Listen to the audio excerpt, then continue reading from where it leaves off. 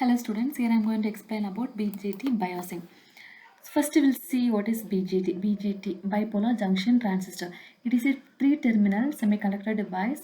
The three terminals are emitter, collector and base. The current flowing through the emitter and collector can be controlled by the current applying through the base. Hence this device is known as current control device. There are two types of BJT, PNP and NPN. So these are the symbol PNP and NPN. You can see here arrow mark. In PNP, arrow mark is inside. In NPN, arrow mark is outside. So next we should know what is the transistor biasing. This is the important thing, transistor biasing. So we know that transistor can be operated in three regions. The three regions are cutoff region, active region and saturation region. So first, before operating the transistor, we should know which is the proper operating region. In order to operate the transistor in the correct operating region, we need to apply external DC voltage with the correct polarity and magnitude to the two junctions of the transistor in order to get proper collector current IC and collector emitter voltage VCE from the transistor. So this process is known as transistor biasing or DC biasing. Then the circuit which is used for transistor biasing or DC biasing is known as biasing circuit. Next, operating point. The operating point of the device is also known as the base point, quiescent point or Q point. It is a steady state DC current, DC collector emitter voltage and the collector current IC when there is no input signal is applied. So you can see here, this is IC, collector current, collector emitter voltage. So this is Q point, this is Q point. So the steady state Q point is nothing but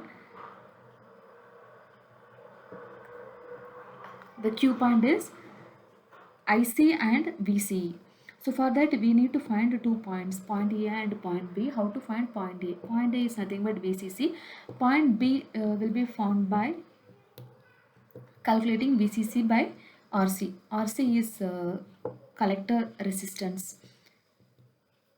So this is operating point. Next, types of biasing. There are three types of biasing: base bias or fixed bias, collector to base bias, voltage divider bias. So before going for the biasing, few formulas we should know. VBE, base emitter voltage is 0.7 volt. IE, emitter current is equal to 1 plus beta into IB. IB is base current.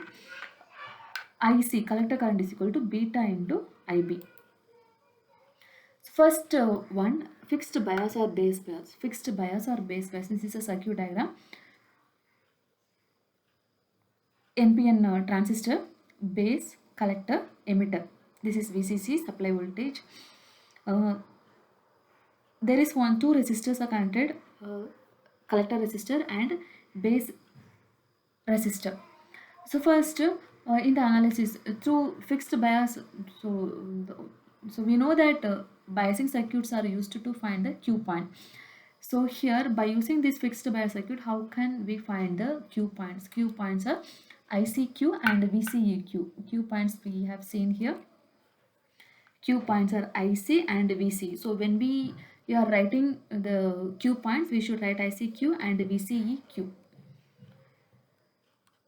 So we'll do the analysis. First, we have to consider the base circuit. So this is the base circuit from VCC, RB, VBE to ground. VCC, RB, VBE to ground. This is base circuit.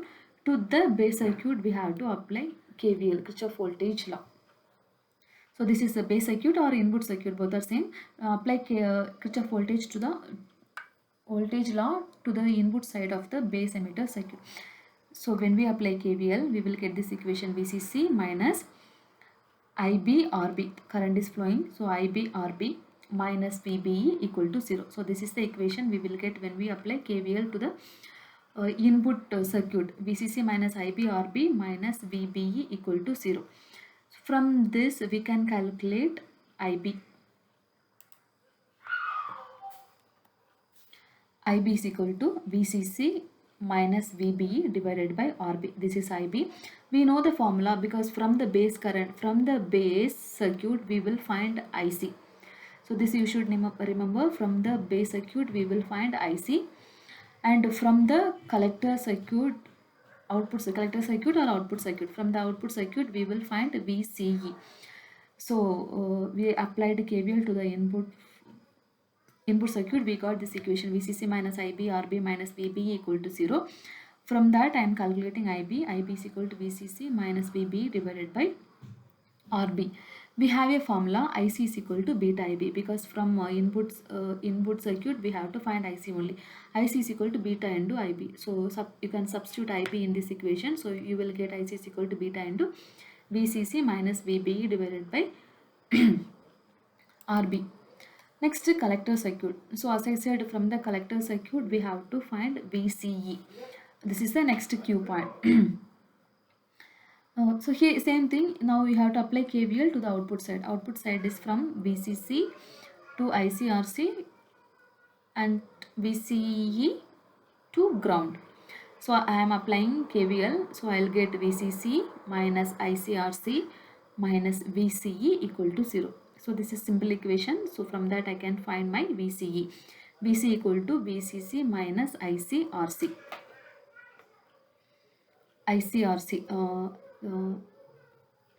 So now the Q points we know ICE and VCE are collectively known as Q point. IC is equal to beta into VCC minus VBE RB. This we have got from input circuit. Next, VCE. VCE equal to VCC minus ICRC. This we have found from collector circuit.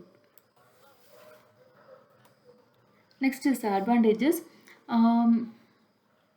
This base circuit is very simple circuit which has very few components.